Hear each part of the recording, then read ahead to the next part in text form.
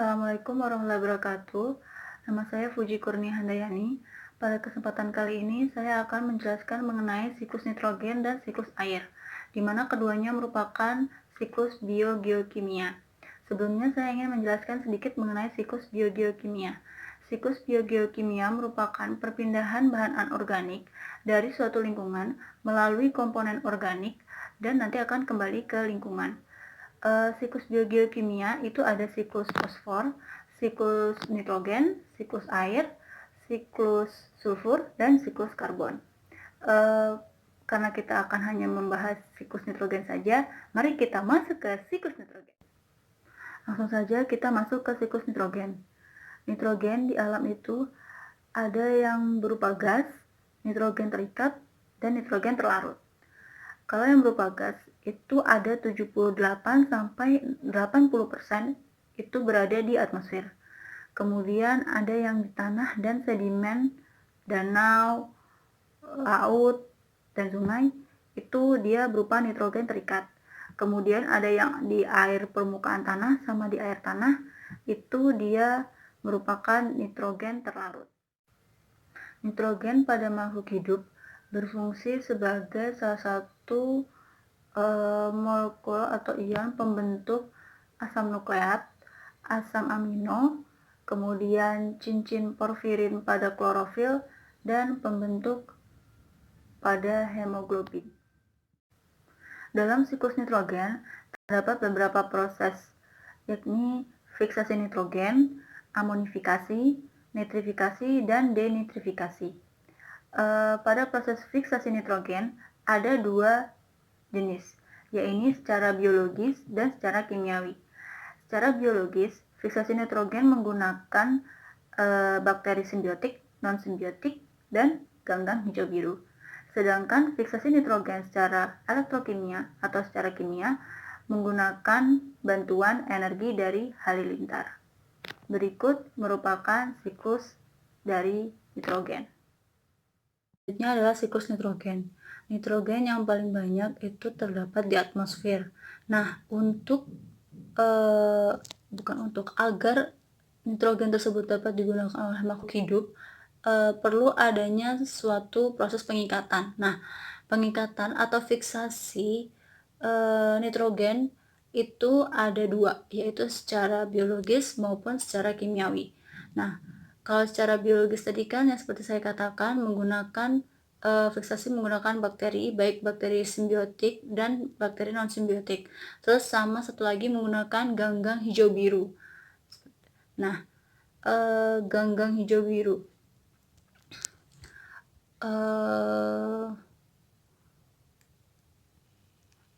Adapun bakteri yang digunakan dalam fiksasi nitrogen menggunakan bakteri. Pertama bakteri non simbiotik. Kalau bakteri non simbiotik yang digunakan yaitu bakteri Azotobacter crococum. Terus kalau misalnya ganggang hijau biru yang bisa dipakai itu ada Nostoc sama Anabaina. Kemudian fiksasi dengan bakteri simbiotik itu menggunakan biasanya bakteri dari genus Rhizobium. Jadi ada Rhizobium trifoli misalnya. Biasanya bakteri dari genus ini mereka nanti bakal melakukan fiksasi nitrogen dengan akar dari tanaman Fabaceae. Kemudian setelah mereka melakukan simbiosis, nanti mereka akan membentuk bintil akar. Tapi biasanya keluarga Rhizobium ini, maksud saya genus Rhizobium ini, ya, bakteri dari genus Rhizobium ini biasanya juga melakukan fiksasi atau bersimbiosis, maksud saya bersimbiosis dengan bakteri dari genus Rhizobium ini juga bersimbiosis dengan tanaman Pinus, Ginkgo biloba, Alnus, sepertinya beberapa tanaman Gymnospermae. Setelah nitrogen difiksasi dan kemudian berubah menjadi bintil akar, nah diperolehlah nitrat. Nah, nitrat ini nanti bakal diabsorpsi oleh akar tanaman, kemudian akan diubah menjadi protein di dalam tanaman. Biasanya menjadi protein nabati. Nah, nanti tanaman ini akan dimakan oleh hewan herbivore. Nah, dari situ nanti protein nabati yang dimiliki oleh si tumbuhan akan diubah di tubuh si hewan menjadi protein hewani. Nah, ketika si hewan mati, maka protein hewani dan protein nabati itu akan didekomposisi menjadi asam amino dan amonia. Nah, proses dekomposisi ini namanya amonifikasi. Biasanya dia dibantu oleh cendawan dan bakteri. Kalau untuk contoh bakterinya itu ada Bacillus subtilis. Nah, tadi kan udah didapat amoniak. Nah, kemudian untuk mengubah amoniak menjadi nitrat dan nitrit, maka diperlukan bakteri Nitrosomonas dan Nitrosococcus. Nah, nantinya mereka ini proses pengubahan amoniak menjadi nitrat dan nitrit ini dinamakan dengan nitrifikasi. Nah, setelah diperoleh nitrat, maka akan terjadi perubahan nitrat menjadi nitrogen gas, atau maksud saya gas nitrogen. Nah, proses pengubahan nitrat menjadi gas nitrogen ini dinamakan dengan denitrifikasi. Adapun bakteri yang terlibat dalam proses ini yaitu namanya Thiobacillus denitrificans, maksudnya Thiobacillus denitrificans. Nah, selain tadi kan fiksasi secara biologis. Tadi juga sebelumnya saya juga itu tadi merupakan fiksasi nitrogen secara biologis. Adapun fiksasi nitrogen secara kimiawi yaitu dengan fiksasi elektrokimia, yaitu melibatkan energi halilintar sebagai pengikat nitrogen yang ada di atmosfer. Baik, jadi proses fiksasi elektrokimia ini dimulai dengan adanya energi dari halilintar yang mendorong udara untuk menyatukan nitrogen dan oksigen. Nanti mereka akan membentuk yang namanya nitrogen dioksida. Nah, nitrogen dioksida ini apabila ketemu air dia akan membentuk asam nitrat. Nah, asam nitrat ini nanti kan dia bakal nanti sebenarnya diambil sama tumbuhan itu nitratnya, ion nitratnya. Nah, ion nitrat ini nanti asam nitrat tadi ada yang sebagai endapan, ada yang sebagai protein di dalam tumbuhan, ada yang digunakan sebagai denitrifikasi. Sekian. Selanjutnya mengenai siklus air. Di bumi sendiri lebih dari 71%-nya ditutupi oleh air, di mana 97% merupakan air laut. Terus 2%-nya itu air yang terikat, kayak air-air yang ada di puncak-puncak gunung es, seperti itu. Terus ada juga yang air yang di gletser di kutub, itu 2%. Sisanya yang 1% itu fresh water, air tawar, kayak air tanah, air danau, sama air sungai. Ada beberapa fungsi air, seperti membantu fotosintesis pada tumbuhan, kemudian membantu respirasi, lalu membantu dalam melarutkan zat hara. Itu tadi kalau fungsi air pada tumbuhan. Adapun fungsi air pada manusia dan hewan, seperti menjaga tekanan osmotik, terus menjaga tekanan suhu tubuh agar tetap normal atau stabil, kemudian membantu dalam proses pencernaan, membantu dalam mengalirkan nutrisi, dan masih banyak lain halnya. Ada beberapa proses dalam siklus air. Pertama ada evapotranspirasi, kemudian ada kondensasi, ada presipitasi, ada aliran batang, ada air lolos, ada aliran permukaan, dan ada infiltrasi. Berikut perjalanan air dalam siklus air. Ini merupakan siklus air. Jadi, siklus air itu diawali dengan adanya penguapan. Jadi, siklus air juga dibantu oleh sinar matahari sebagai agen untuk agar air bisa menguap ke atmosfer. Jadi, ada uap air yang datang dari tumbuhan, ada uap air yang datang dari laut atau air. Jadi kalau proses penguapan air dari dalam tumbuhan itu namanya transpirasi. Terus kalau misalnya dia berasal dari air laut itu namanya evaporasi.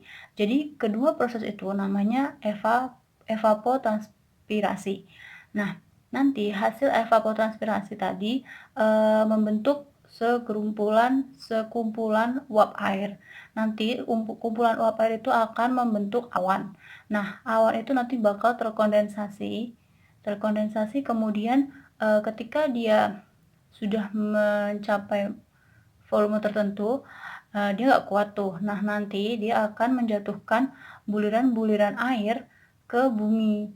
Nah, biasanya kita sebut dengan hujan, atau bisa kita kenal juga dengan presipitasi. Nah, presipitasi dia kan jatuh ke bumi tadi. Ketika dia mengenai pohon, atau bukan pohon sih, lebih tepatnya kanopi pohon atau tajuk pohon,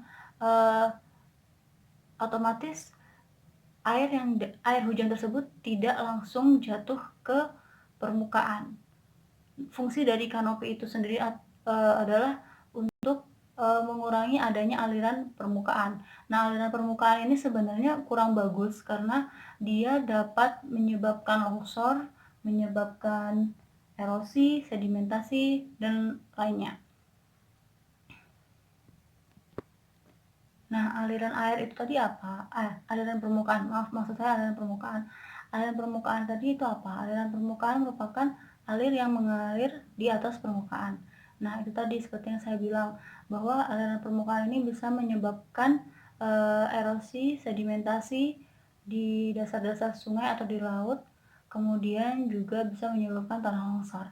Nah, kembali lagi, tadi kan air hujan tadi jatuh di tajuk pohon atau di kanopi pohon. Nah, nanti dari situ ada dua. Air itu bisa masuk atau infiltrasi ke dalam tanah itu melalui dua cara. Kalau dari tajuk itu tadi, pertama ada air lolos, yang kedua ada aliran batang. Ini mohon maaf kurang besar. Ini ada aliran batang.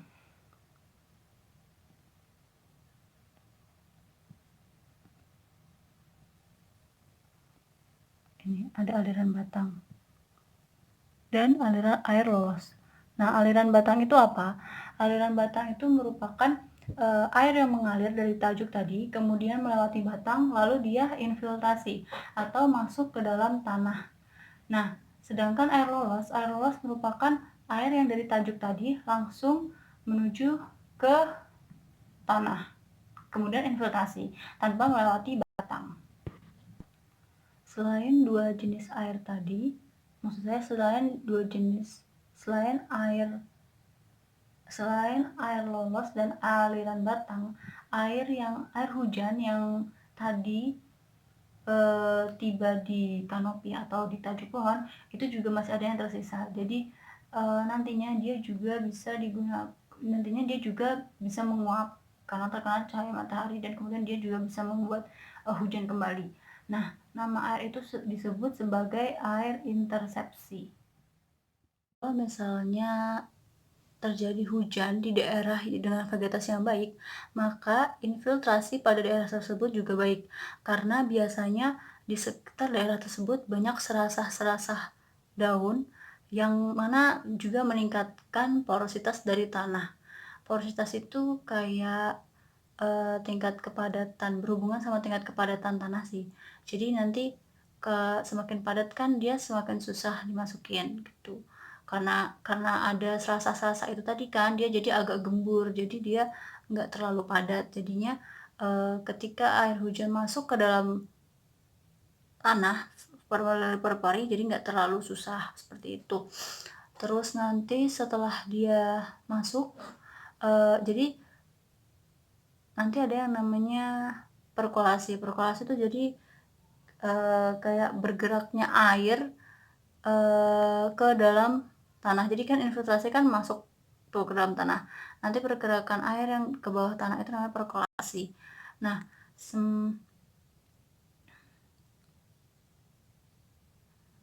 semakin bagus infiltrasi dan perkolasi dari suatu daerah atau di sekitar pohon atau di sekitar daerah, itu akan membuat muka air semakin baik. Kemudian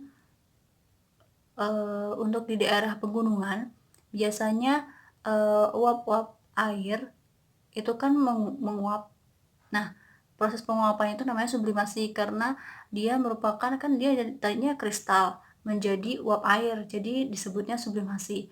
Nah, uap-uap air tadi itu kan biasanya dia berkumpul menjadi awan. Nah, biasanya tuh dia kalau misalnya tetap di daerah tersebut dia akan jadi es. Tapi kalau misalnya dia tertiup angin terus kemudian dibawa ke daerah yang lebih hangat, ada besar kemungkinan awan tersebut menurunkan hujan di daerah yang hangat tersebut. Adapun kembalinya air ke atmosfer itu butuh waktu 9 hari. Kalau misalnya air kembali ke sungai itu 12 sampai 20 hari. Lalu kalau air kembalinya air ke danau itu butuh waktu hitungan hari sampai hitungan abad. Dan yang lebih bikin kaget itu kalau berkumpulnya air ke laut itu butuh waktu 3.100 tahun. Itu tadi sedikit penjelasan saya mengenai siklus nitrogen dan siklus air. Banyak sekali kekurangan yang masih saya harus perbaiki. Sekian, wassalamualaikum warahmatullahi wabarakatuh.